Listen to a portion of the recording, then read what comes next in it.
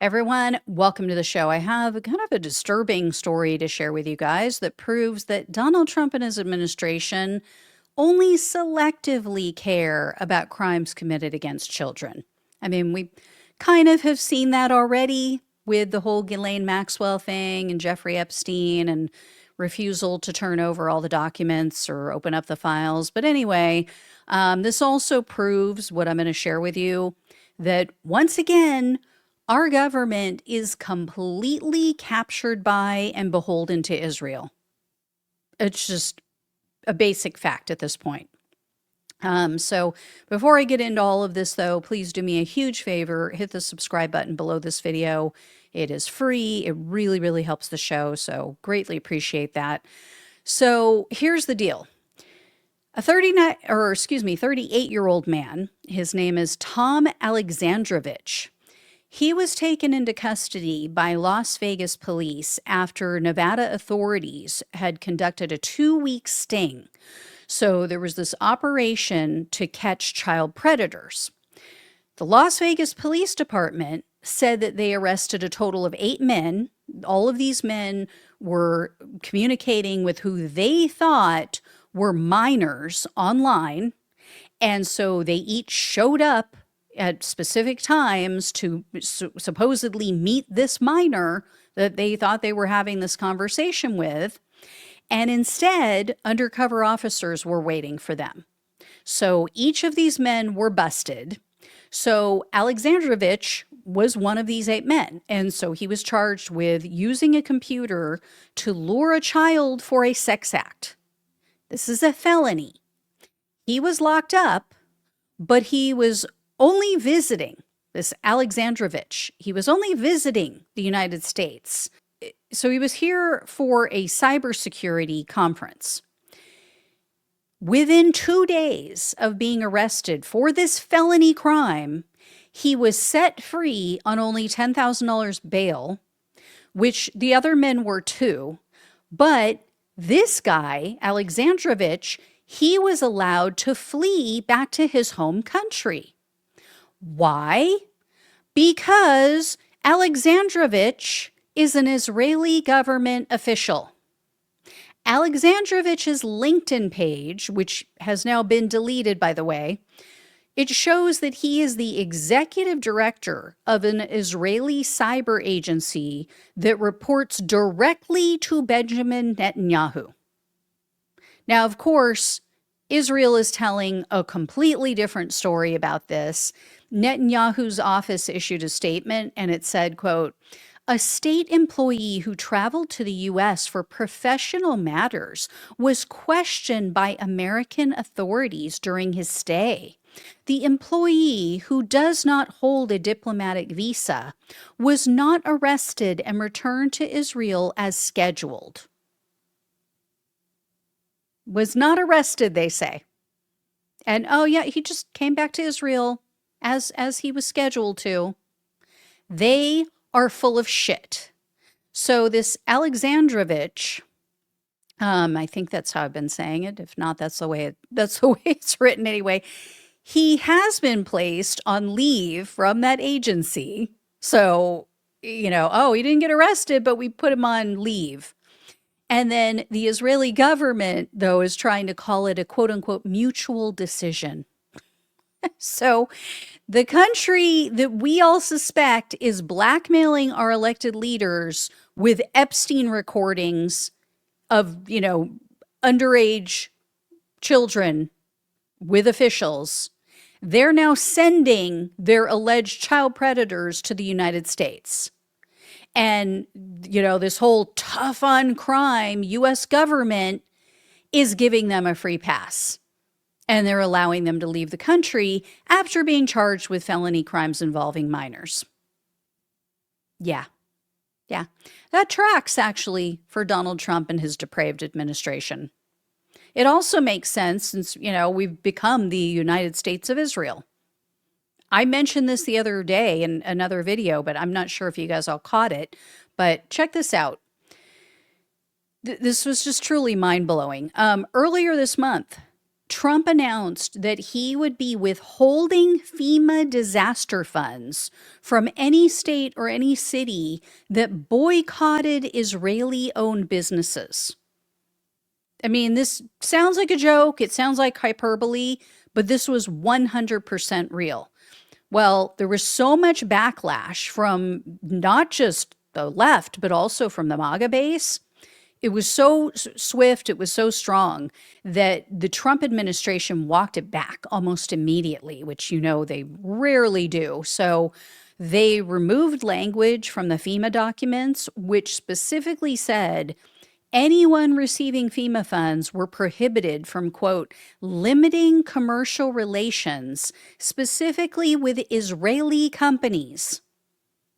And the Department of Homeland Security, their spokesperson, she sent an email to the press and it said, quote, there is no FEMA requirement tied to Israel. No states have lost funding and no new conditions have been imposed. FEMA grants remain governed by existing law and policy and not political litmus tests.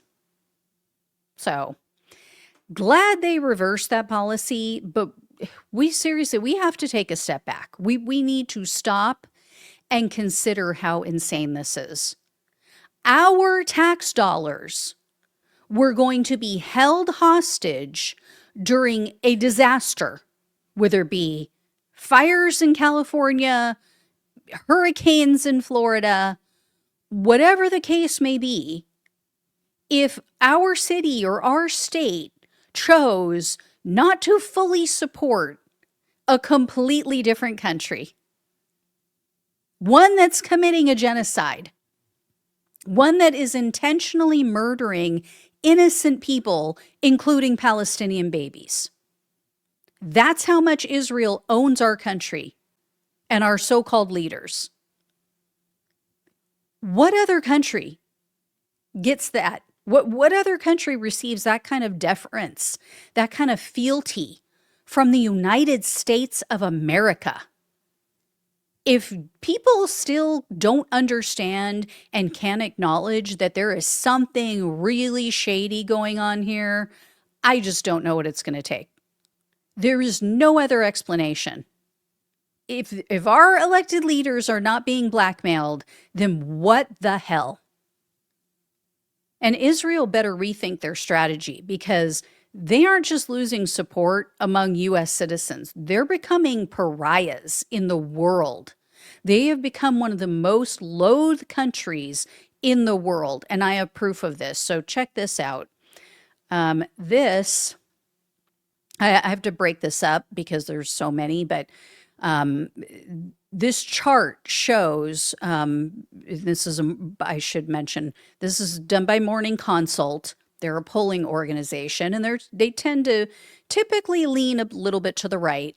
But among other things, what they do is they track countries based on their soft power. And what that means is how much goodwill does a country have? How much goodwill has that country generated around the globe? How much sway would they have if they needed something, you know, if they wanted to influence other countries to do something? Well, as you guys can see here, Switzerland is at the top. They have the highest ranking. They're at plus 62. That's followed by Canada and Sweden, which each have plus 6 or plus 56. And then check this out. So this was the second part of the chart. As you guys can see, Qatar has a plus 15 rating. Okay, a sponsor of terrorism has a plus 15 rating. Mexico has plus 12. China, even communist China, is at plus 8. Even Ukraine, if you can see all the way down to the very bottom, they have a plus 1 rating. Check this out. The very last countries on the chart, all in negative territory. The United States, we are now at negative 3. Israel is at the very bottom of the barrel. They are the worst of any, I think it was 42 countries that they scored. Negative 37. They're tied with Iran. They have a lower ranking than Russia and North Korea. Think about that. Two countries that murder their own people when they step out of line. Two murderous dictators, and Israel is scoring lower. That tells you everything you need to know about how Israel is being perceived throughout the world. If they truly want to stop anti-Semitism, if you're someone out there who wants to stop anti-Semitism and protect the country of Israel, then the Israeli people better rise up. They better take their country back from this homicidal maniac that they have in charge. And, shame on every Democrat who's still too afraid to say that this is a genocide. And they're still out there bowing to this sociopath and his murderous regime. I mean, look at this. Even Marjorie frickin' Taylor Greene understands which direction the winds are blowing. The Israeli lobby recently called her out. This is AIPAC. If you guys don't know, it's AIPAC. They're an Israeli lobby group. They are the ones who own most of our politicians. Well, they recently slammed her for rightfully calling this a genocide in Gaza. And she said in an interview that AIPAC needs to register as a foreign lobbying group, which I totally agree with.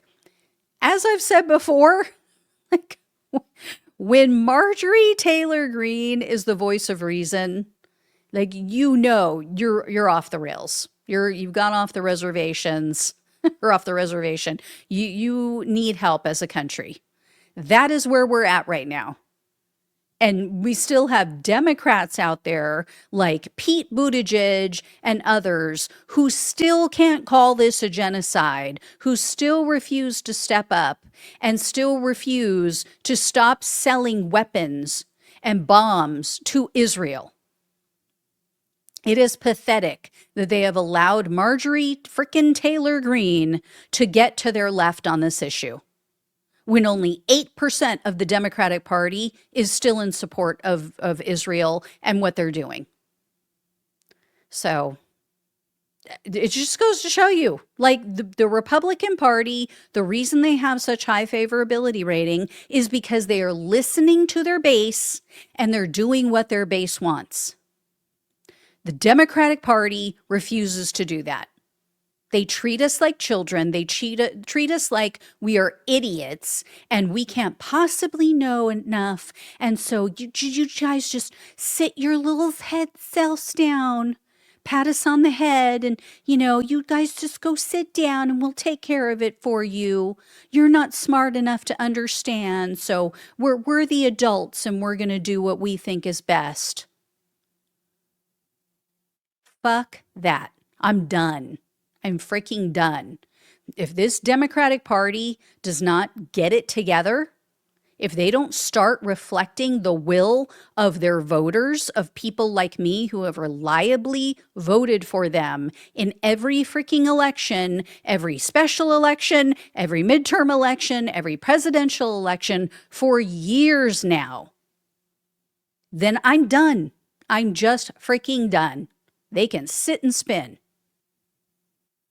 So anyway, guys, I will let you know if I hear any more. But yeah, we are totally cucked to Israel. All right. Thank you all so much. Please like, please share, please subscribe if you have not. Please donate if you possibly can. Really, really helps to keep the show going. I greatly appreciate it. Love you all. Take care. Talk with you soon.